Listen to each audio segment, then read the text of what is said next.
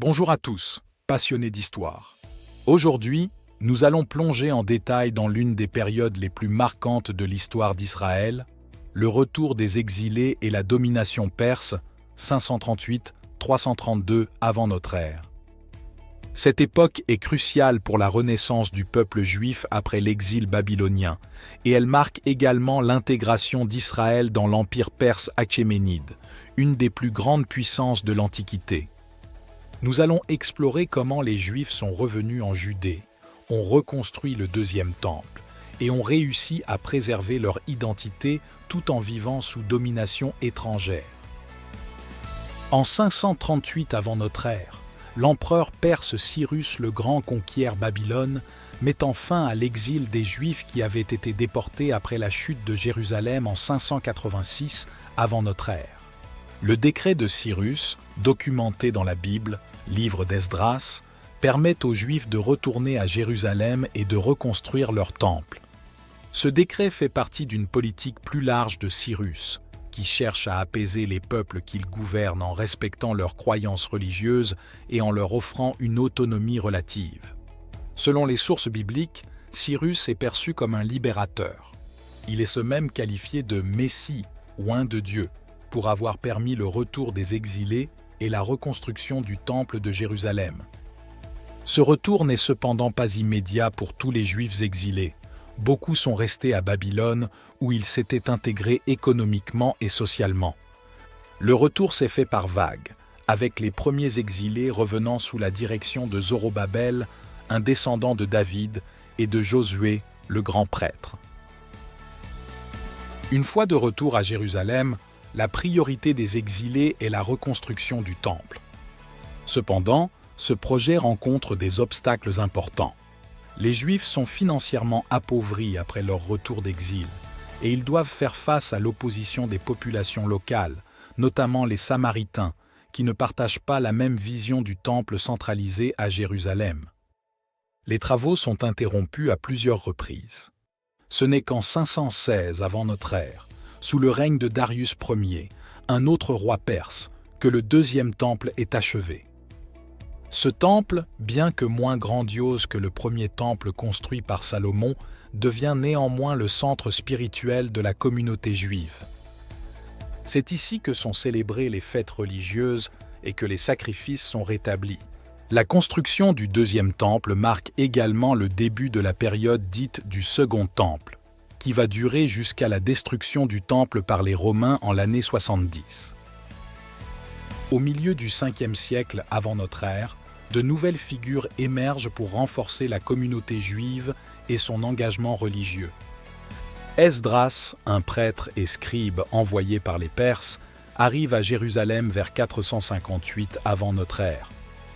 Avec l'autorité d'enseigner et d'appliquer la Torah, Esdras met en œuvre des réformes religieuses pour rétablir les pratiques juives, notamment en insistant sur l'observance stricte des lois mosaïques. Il est également à l'origine d'une campagne contre les mariages mixtes avec les populations locales, qu'il considère comme une menace pour l'identité religieuse du peuple juif. Vers 445 avant notre ère, c'est Néhémie, un haut fonctionnaire perse, qui devient gouverneur de Judée. Sa principale mission est de reconstruire les murailles de Jérusalem qui avaient été en grande partie détruites lors de l'invasion babylonienne. Néhémie réussit à mener à bien cette tâche malgré l'opposition des ennemis locaux de Juda comme les Samaritains, les Ammonites et d'autres populations voisines. Néhémie est également connu pour ses réformes sociales, visant à renforcer la solidarité au sein de la communauté juive et à améliorer la justice sociale, notamment en protégeant les pauvres de l'exploitation des riches. Sous la domination perse, la Judée devient une province de l'Empire perse, intégrée à la satrapie de Transeuphrâtène. Les Juifs jouissent d'une certaine autonomie religieuse, mais ils sont administrativement sous le contrôle des gouverneurs perses qui supervisent la région. Les grands prêtres juifs jouent un rôle clé, non seulement sur le plan religieux, mais aussi politique, car ils sont souvent responsables devant les autorités perses. La période perse est une ère de stabilité relative pour la communauté juive, qui continue de se reconstruire autour du temple. le second temple devient le centre de la vie religieuse et spirituelle. Des fêtes religieuses comme la Pâque sont à nouveau célébrées avec ferveur à Jérusalem, et les rites du temple reprennent toute leur importance dans la vie quotidienne. Cette période voit également l'émergence de la classe des scribes et des enseignants de la Torah, qui jouent un rôle essentiel dans la transmission des lois et des traditions religieuses juives. Les Perses, bien que dominants politiquement, se montrent relativement tolérants envers les coutumes et les croyances religieuses des peuples qu'ils gouvernent. Cette tolérance religieuse permet aux Juifs de pratiquer leur culte librement et de préserver leur identité religieuse. Bien que la Judée bénéficie de la stabilité perse, elle reste une petite province relativement pauvre. Les Juifs de retour d'exil doivent reconstruire non seulement le temple, mais aussi l'économie de la région, qui est en grande partie rurale et dépend de l'agriculture.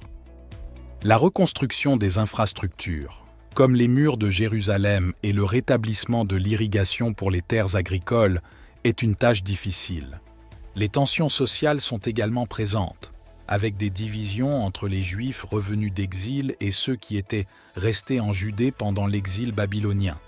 Les différences économiques et culturelles exacerbent ces tensions, et des conflits surgissent parfois entre les différentes factions de la communauté juive. La domination perse sur la Judée prend fin avec l'arrivée d'Alexandre le Grand en 332 avant notre ère. Lors de sa conquête du Levant, Alexandre intègre la Judée à son vaste empire. Cette conquête marque le début d'une nouvelle ère, celle de l'hellénisation, où l'influence grecque va progressivement se faire sentir dans la culture juive.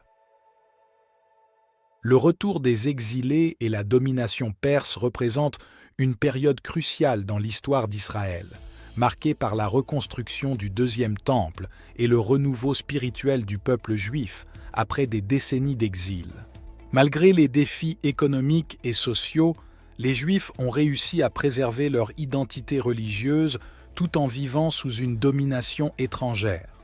Cette époque de renaissance a jeté les bases de la communauté juive à Jérusalem et dans ses environs, qui resteront des centres spirituels et culturels jusqu'à la période romaine.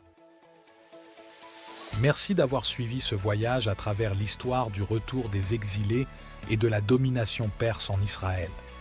Si vous souhaitez continuer à explorer cette période et d'autres moments clés de l'histoire, n'oubliez pas de vous abonner à notre chaîne et d'activer les notifications pour ne pas manquer nos prochaines vidéos.